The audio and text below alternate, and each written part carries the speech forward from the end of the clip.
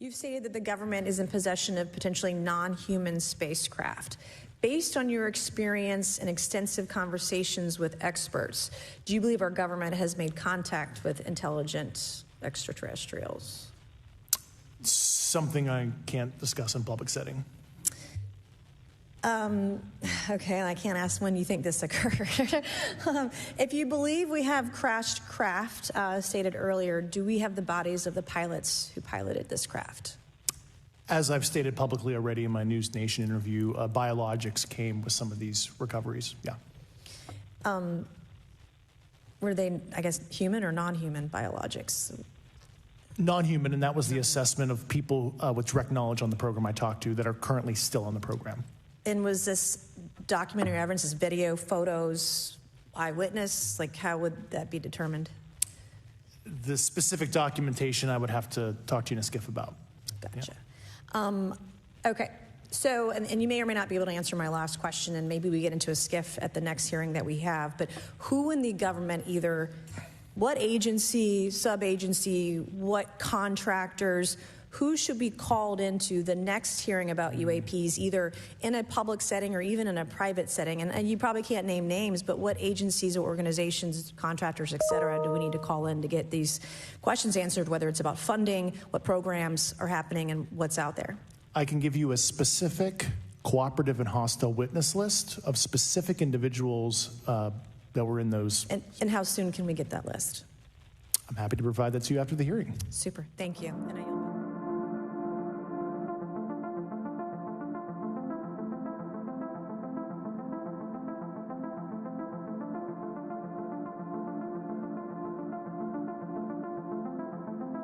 the first one, when you reported your experiences with a UAP, did any of you face any repercussions with your superiors, yes or no? No. No. I've actually never seen anything personally, believe it or not. So. All right. And then do you believe there's an active disinformation campaign within our government to deny existence of UAPs, yes or no? I don't have an answer to that. As previously stated publicly, yes. I think previously with like Project Blue Book, yes, but currently I don't speak for the United States government. Okay, thank you. I have a few questions for Mr. Graves. What percentage of UAP sightings, in your belief, go unreported by our pilots? This is an approximation based off of my personal experience speaking with a number of pilots, but I would estimate we're somewhere near 5% reporting, perhaps. So like 95% basically don't report seeing UAPs? That's just my personal estimate. In the incident off Virginia Beach, do you believe the Navy took the danger to your aircraft seriously after it was reported? Absolutely. A few questions for Mr. Favor. As an expert naval aviator, have you ever seen an object that looked and moved like the Tic Tac UAP? No. Did the Tic Tac UAP move in such a way that defied the laws of physics? The way we understand them, yes. Many dismiss UAP reports as classified weapons testing by our own government, but in your experience as a pilot, does our government typically test advanced weapon systems right next to multi-million-dollar jets without informing our pilots? No, we have test ranges for that. It took over 15 years for your encounter with the Tic Tac to be declassified. Do you feel there was a good reason to prevent lawmakers from having access to this footage? No, I just think it was ignored when it happened, and it just sat somewhere in a file. Never got reported. In a drawer. It happens a lot up here. Shocker. Mr. Grusch, a couple of questions for you too, sir, this morning.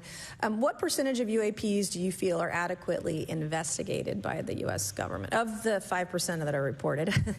I can only speak for my personal leadership over at NGA. I tried to look at every report that came through that I could triage. So. Do you believe that officials at the highest levels of our national security apparatus have unlawfully withheld information from Congress and subverted our oversight authority? There are certain elected leaders that had more information that I'm not sure what they've shared with certain Gang of Eight members or et cetera, but certainly I would not be surprised. Okay.